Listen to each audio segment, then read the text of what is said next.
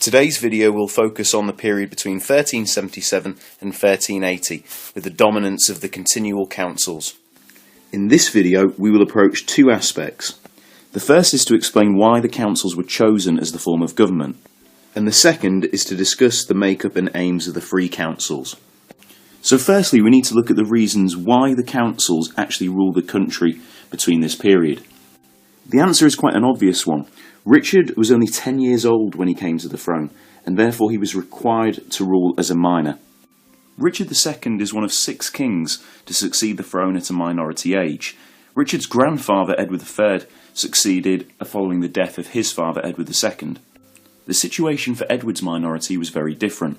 He was crowned at 14, and his mother and her new lover, Roger Mortimer, controlled the country up until Edward had enough control by the age of 17 to take the country back. For Henry III's rule, the country was effectively run by Henry's guardian, William Marshal.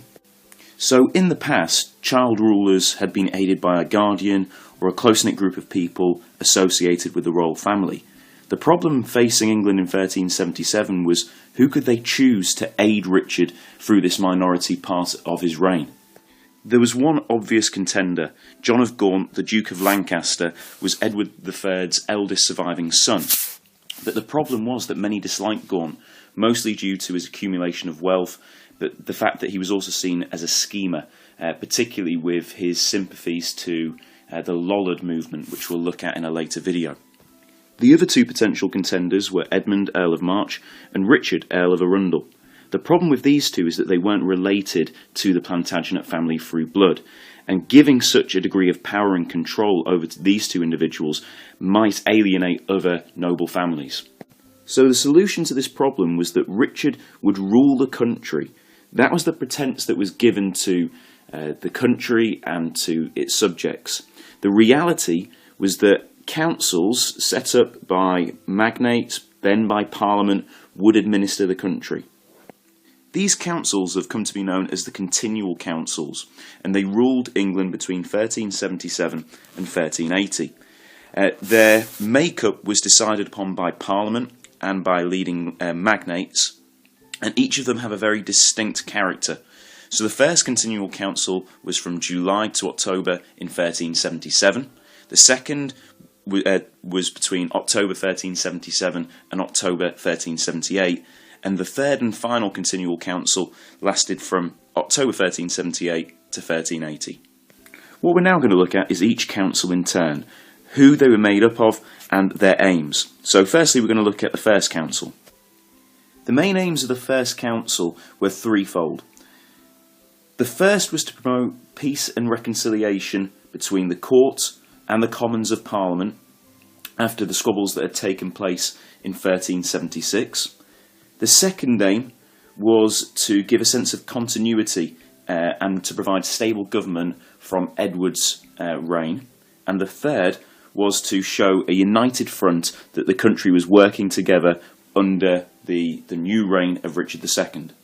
In terms of who made up this first council, well, it was made up from members from all parts of the country. So that included earls, who were high-ranking noble officials normally related to the Plantagenet line that controlled a large area of the country, barons, who are noblemen, a generic term for noblemen, prelates, who were high-ranking church officials, and bannerets and knights, who were, I suppose, a little bit like earls, but on a far smaller scale. So who was chosen? Well, in actual fact, the main thing to know about the First Continual Council is that it didn't have John of Gaunt or his two other brothers called Edmund, Earl of Cambridge, and Thomas, Earl of Buckingham. So this is quite a shock to the people and to Parliament and to the political community of the day. The two senior earls that were given control, really, of this first council were Edmund, Earl of March, who we've talked about before, and Richard, Earl of Arundel. The prelates were Bishop Courtenay of London and Bishop Eargham of Salisbury. The other key members were 4 men who had been involved in Edward III's court. That's William Latimer, John Knivett, Ralph Ferrers and Roger Beauchamp. And the other 4 who served with the Black Prince, Richard II's father, Lord Cobham, Richard Stafford, John Devereux and Hugh Segrave. Thus, these council members had very, very close ties with Richard and his family. The first council lasted only a matter of months and was replaced by a second council which was elected in October 1377. This lasted for a year. The second council aimed to push forward the country. Stability had been established with the first Continual Council, and now the tone was far more progressive. Now, this second council had far more events that took place during its rulership, and we'll look at them in later videos and in later lessons. The number of people in this council had reduced as well. So previously it had been 12 and now it was 9. 6 members retained their place for the second council: Edmund Earl of March, Bishop Courtenay, Bishop Eargham, Richard Stafford, John Devereux and Hugh Segrave. And there were 3 additions: Hugh Earl of Stafford, Bishop Appleby of Carlisle and Sir Henry Scrope. The third and final council lasted from October 1378 to 1380, when the Commons petitioned for reform.